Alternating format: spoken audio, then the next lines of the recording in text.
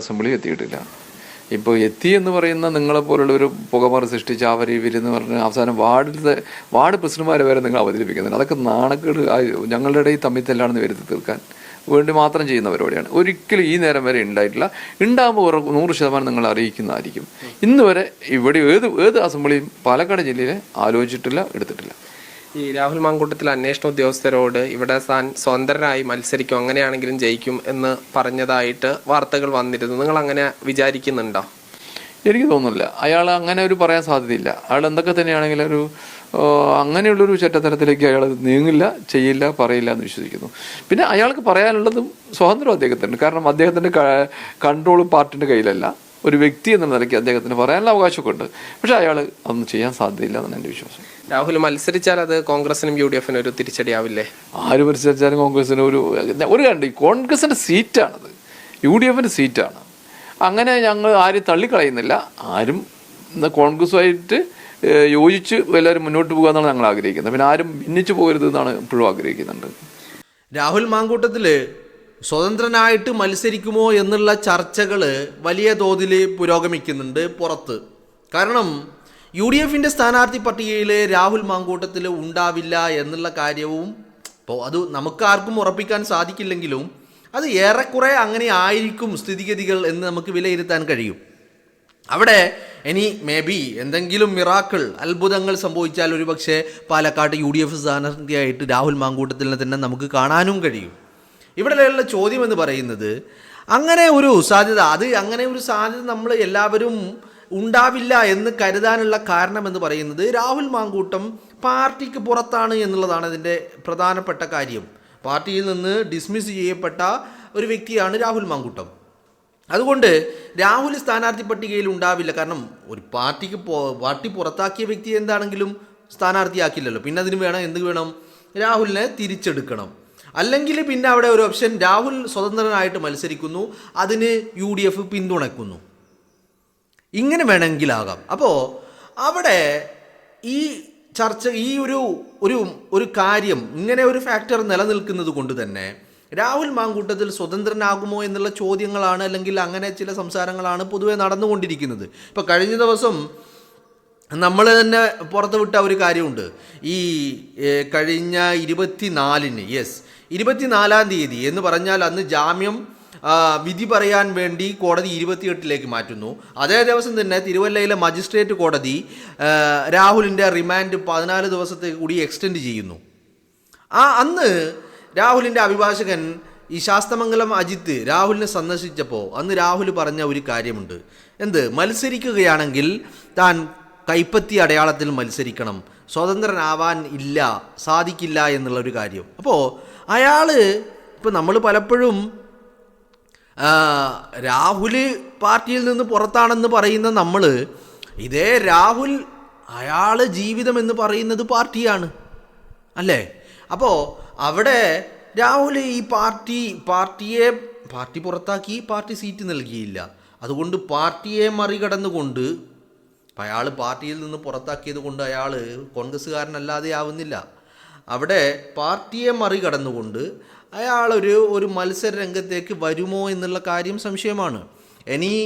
ഒക്കെ ഉള്ളത് ഈ ചാണക്യ തന്ത്രങ്ങൾ എന്നുള്ള രീതിയിൽ പല പരീക്ഷണങ്ങളും ചിലപ്പോൾ നമ്മൾ പാലക്കാട് കണ്ടേക്കാം. ഒരുപക്ഷെ രാഹുൽ തന്നെ സ്ഥാനാർത്ഥിയാവുന്നതും കണ്ടേക്കാം. മേ ബി രാഹുൽ സ്വതന്ത്രനായിട്ട് അവിടെ പാർട്ടി പിന്തുണയുള്ള UDF സ്വതന്ത്രനായിട്ട് അയാൾ വേണമെങ്കിൽ മത്സരിച്ചേക്കാം. കാരണം സ്വതന്ത്രൻ പാർട്ടിയിലില്ല, അതുകൊണ്ട് സ്വതന്ത്രനാണ്, അപ്പോൾ അതുകൊണ്ട് UDF സ്ഥാനാർത്ഥിയാണ് എന്നുള്ള രീതിയിൽ അങ്ങനെ വേണമെങ്കിലും ഒരു ചർച്ചകൾ വന്നേക്കാം. പക്ഷേ അപ്പോഴും പാലക്കാട്ട് UDF-ൻ്റെ സ്ഥാനാർത്ഥികളെക്കുറിച്ചുള്ള ചർച്ചകൾ നടക്കുന്നുണ്ട്. ചർച്ചകൾ ഇപ്പോൾ അതിന് CPM-ലാണെങ്കിലും BJP-യിലാണെങ്കിലും ഏത് പാർട്ടിയിലാണെങ്കിലും ചർച്ചകൾ ഉണ്ടാവുമല്ലോ. ആ രീതിയിൽ പാലക്കാട്ടെ സ്ഥാനാർത്ഥികളെക്കുറിച്ചുള്ള ചർച്ചകൾ വരുന്നുണ്ട്. അവിടെ എനിക്ക് തോന്നുന്നു അവിടെ രാഹുലിൻ്റെ പേര് ഉണ്ട് എന്നാണ് എനിക്ക് തോന്നുന്നത്. ഈ ചർച്ചകളുള്ള പേരിൽ ഒന്ന് രാഹുലുണ്ട്. രാഹുൽ ഉണ്ടാകുമ്പോൾ ഉള്ള നിലപാടുകൾ എങ്ങനെയാവണം എന്നുള്ള ചർച്ചകളൊക്കെ നടക്കുന്നുണ്ട്. കാരണം രാഹുൽ പാർട്ടിക്ക് പുറത്താണ്. ഇപ്പോൾ പാർട്ടിയിലേക്ക് തിരിച്ചു കൊണ്ടുവരിക എന്ന് പറഞ്ഞാൽ അത് പല ചർച്ചകൾക്കും മറ്റ് രീതിയിലുള്ള പല ചർച്ചകൾക്കും വഴിവെക്കും. പിന്നെ ഒരു ഓപ്ഷൻ എന്ന് പറയുന്നത് ഞാൻ പറഞ്ഞതാണ്, സ്വതന്ത്രനാണ്, UDF പിന്തുണയുള്ള സ്വതന്ത്രനാണ്. അപ്പോഴും ചില ചർച്ചകളൊക്കെ വരുമായിരിക്കാം, കോൺഗ്രസിന് സ്ഥാനാർത്ഥികളില്ല എന്നുള്ളത്. പക്ഷേ UDF പിന്തുണയുള്ള സ്വതന്ത്രനാണ് എന്നുള്ള രീതിയിൽ ആ ചർച്ചകളെയൊക്കെ മറികടക്കാനും സാധിക്കുമായിരിക്കാം. പിന്നെ ഉള്ള ഒരു കാര്യം എന്ന് പറയുന്നത്, ഈ നേതാക്കളായ എല്ലാവരും, അതിനിപ്പോൾ പാലക്കാട്ടെ നേതാക്കളാണെങ്കിലും ശരി, സംസ്ഥാന നേതൃത്വത്തിനാണെങ്കിലും ശരി, അവരൊക്കെ വിശ്വസിക്കുന്ന ഒരു കാര്യമുണ്ട്. എന്ത്? ഈ പറയുന്ന രാഹുൽ മാങ്കൂട്ടത്തിൽ സ്വതന്ത്രനാവില്ല, പാർട്ടിയെ തള്ളിക്കൊണ്ടുള്ള ഒരു നിലപാടിലേക്ക് അയാൾ ചെന്നെത്തില്ല എന്നുള്ള ഒരു വിശ്വാസം അവർക്കുണ്ട്. അവിടെയും ഈ പറയുന്ന ചില വാർത്തകൾ വീണ്ടും നമുക്ക് മുന്നിൽ ആശങ്കകൾ സൃഷ്ടിക്കുക. ഇപ്പോൾ ഈ ശാസ്തമംഗലം അജിത്തിനോട് രാഹുൽ ഇങ്ങനെ പറഞ്ഞു എന്നുള്ള വാർത്തകൾ വരുന്നു. ഇനി അന്വേഷണ ഉദ്യോഗസ്ഥരോട് ഞാൻ തിരിച്ചു വരും, ഞാൻ പാലക്കാട് സ്വതന്ത്രനായാലും വിജയിക്കുമെന്ന് രാഹുൽ പറയുന്നു. അയാൾ തിരിച്ചു വരുമെന്നാണ് പറഞ്ഞത്. സ്വതന്ത്രനായാലും ഇവൻ അങ്ങനെ ഒരു പോസിബിലിറ്റി ഉണ്ടെന്നാണ് രാഹുൽ പറഞ്ഞത്. അല്ലാണ്ട് ഞാൻ സ്വതന്ത്രനായിട്ട് മത്സരിക്കുമെന്നല്ല, ഇവൻ അങ്ങനെ മത്സരിച്ചാൽ പോലും താൻ പാലക്കാട് വിജയിക്കുമെന്നുള്ള കാര്യമാണ് പറഞ്ഞിട്ടുള്ളത്. അവിടെ രാഹുൽ പറഞ്ഞ ഞാൻ തിരിച്ചു വരും എന്നാണ് രാഹുൽ പറഞ്ഞിരിക്കുന്നത്. തിരിച്ചു വരവ് എന്ന് പറയുന്നത് അയാളെ സംബന്ധിച്ചിടത്തോളം തിരിച്ചു വരവ് എങ്ങോട്ടാണ്? അയാൾ പാലക്കാട്ടെ MLA ജനപ്രതിനിധി എന്നുള്ള സ്ഥാനത്ത് നിന്ന് അയാൾ നീക്കപ്പെട്ടിട്ടില്ല. പിന്നെ അയാൾ പുറത്താക്കപ്പെട്ടിരിക്കുന്നത് കോൺഗ്രസിൽ നിന്നാണ്. തിരിച്ചുവരവ് ആ കോൺഗ്രസിലേക്കാണല്ലോ, മറ്റൊരു തിരിച്ചുവരവില്ലല്ലോ.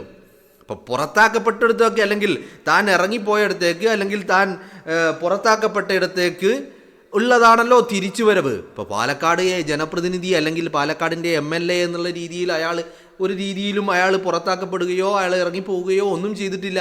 അപ്പോൾ തിരിച്ചു വരുമെന്ന് രാഹുൽ പറഞ്ഞത് അത് കോൺഗ്രസ് പാർട്ടിയിലേക്ക് തിരിച്ചു വരുമെന്ന് തന്നെയാണ്. അവിടെ രാഹുൽ ഞാൻ പറഞ്ഞ രീതിയിലുള്ള പോസിബിലിറ്റിയാണ് ഞാൻ കാണുന്നത്. അവിടെ എനിക്ക് തോന്നുന്നു അതുകൊണ്ടാണ് ചില വാർത്തകളൊക്കെ പുറത്തു വന്നത്. ആദ്യഘട്ട സ്ഥാനാർത്ഥി പ്രഖ്യാപനം ഉണ്ടാവുക സിറ്റിംഗ് സീറ്റുകളിലാണ്. ആ സിറ്റിംഗ് സീറ്റുകളിൽ പോലും സ്ഥാനാർത്ഥി പ്രഖ്യാപനം ഉണ്ടാവുമ്പോൾ പാലക്കാട്ടെ നിയോജക മണ്ഡലത്തിൽ അവിടെ രണ്ടാം ഘട്ടമാണ് സ്ഥാനാർത്ഥി പ്രഖ്യാപനം ഉണ്ടാവുക എന്നാണ് പറഞ്ഞു കേൾക്കുന്നത്. അപ്പോൾ അങ്ങനെയാണെങ്കിൽ എനിക്ക് തോന്നുന്നു അവിടെ ഈ ഒരു പോസിബിലിറ്റി ഉണ്ടാവാൻ സാധ്യതയുണ്ട്. രാഹുൽ സ്വതന്ത്രനായിട്ട് മത്സരിക്കുന്നു, ആ സ്വതന്ത്രനെ UDF പിന്തുണക്കുന്നു. അങ്ങനെ ഒരു പോസിബിലിറ്റി ഉണ്ടാവാനുള്ള സാധ്യതകളാണ് നമുക്ക് കാണാൻ കഴിയുന്നത്. മനസ്സിലായില്ലേ? അപ്പോൾ അതിനുള്ള ചർച്ചകളും ഒരു വഴിക്ക് നടക്കുന്നുണ്ട് എന്നുള്ളതാണ് എനിക്ക് മനസ്സിലാക്കാൻ സാധിക്കുന്നത്. നമ്മൾ ഈ പറഞ്ഞു കേൾക്കുന്ന മാധ്യമങ്ങളിൽ പറഞ്ഞു കേൾക്കുന്ന കണ്ണൻ ഗോപിനാഥ് അല്ലെങ്കിൽ മറ്റുള്ള പേരുകൾ, ഇതൊക്കെ വെറും ഊഹാപോഹങ്ങൾ. അത് മാധ്യമങ്ങൾ അവരുടെ ഊഹാപോഹങ്ങൾക്കനുസരിച്ച് വാർത്തകൾ പടച്ചു വിടുന്നതാണെന്നാണ് എനിക്ക് തോന്നുന്നത്. മനസ്സിലാക്കാൻ സാധിക്കുന്നതും അങ്ങനെയാണ്. എന്താണെങ്കിലും ഇപ്പോൾ രാഹുലിനെ പിന്തുണക്കുന്ന ആളുകൾ കോൺഗ്രസ്സുകാരാണ്. രാഹുലിനെ പിന്തുണക്കുന്നവർ ഈ രാഹുൽ സ്വതന്ത്രനാവണമെന്ന് കരുതുമ്പോഴും, അല്ലെങ്കിൽ രാഹുൽ മത്സര രംഗത്തുണ്ടാവണമെന്ന് കരുതുമ്പോഴും, അത് പാർട്ടിയെ വെല്ലുവിളിച്ചുകൊണ്ട് ഒരു സ്വതന്ത്ര സ്ഥാനാർത്ഥിയായി മത്സരിക്കുമെന്നുള്ള ഇത് അവർ കരുതുന്നില്ല. പക്ഷേ രാഹുൽ സ്ഥാനാർത്ഥി ആവുകയും വേണം. അപ്പോൾ ഈ രണ്ടും എങ്ങനെ ഒരുമിച്ച് നടക്കുമെന്നുള്ളതാണ് ഇനി നമ്മുടെ മുന്നിലുള്ള പോസിബിലിറ്റികൾ എന്നുള്ളത് അറിയുന്നത്. പക്ഷെ അതും നമ്മുടെ മുന്നിലുള്ളതാണ്. പാർട്ടി വേണമെങ്കിൽ രാഹുലിനെ പാടെ മാറ്റി നിർത്തപ്പെട്ടേക്കാം. രാഹുലും പാർട്ടി മാറ്റി നിർത്തിയത് കൊണ്ട് മത്സര രംഗത്തേക്ക് ഇല്ലാതെ മാറി നിൽക്കാനും സാധ്യതകളുണ്ട്. അവിടെയും ഞാൻ കഴിഞ്ഞ ദിവസവും പറഞ്ഞതുപോലെ നാളെ എന്ന് പറയുന്നത് രാഹുലിൻ്റെ ജീവിതത്തിലെ അതിനിർണായകമായ ദിവസമാണ്. കാരണം നാളെ 28 എന്താകുമെന്നുള്ളതിനെ ഡിപ്പെൻഡ് ചെയ്തുകൊണ്ടായിരിക്കും രാഹുൽ മാങ്കൂട്ടത്തിൻ്റെ രാഷ്ട്രീയ ഭാവി പോലും നിർണ്ണയിക്കപ്പെടുക എന്നുള്ള കാര്യത്തിൽ ഒരു തർക്കവും നിങ്ങൾക്ക് ആർക്കും വേണ്ട.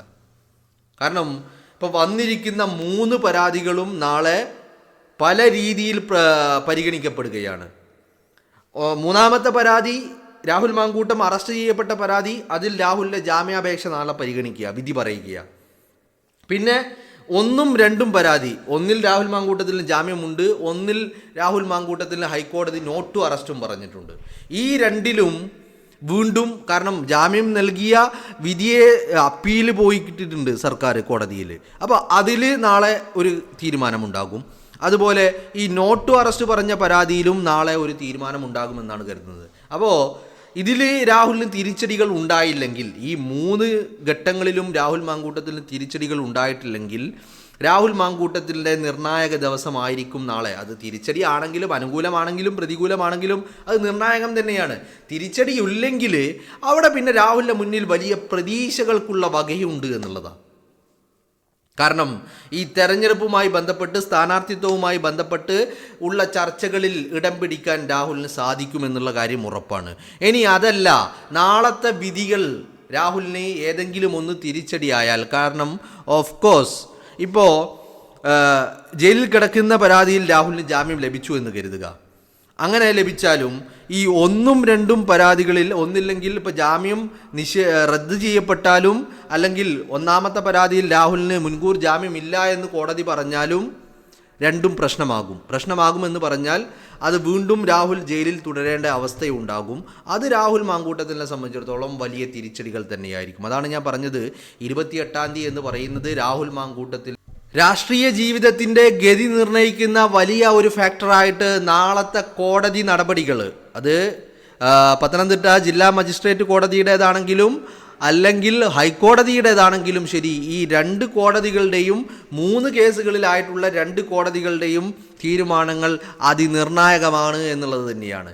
അപ്പോൾ ഒരു പക്ഷേ രാഹുലിന് അനുകൂലമായി ഈ 2 കോടതികളിൽ നിന്നും ഒരു വിധി വരികയാണ് നാളെ എങ്കിൽ, ഒരു പക്ഷേ രാഹുൽ മാങ്കൂട്ടത്തിൽ സ്വതന്ത്രനായിട്ട് UDFൻ്റെ പിന്തുണയുള്ള സ്വതന്ത്രൻ അല്ലെങ്കിൽ പാർട്ടിയിലേക്ക് തിരിച്ചെത്തുവാനുമുള്ള സാധ്യതകൾ നമ്മൾ കാണുന്നുണ്ട്.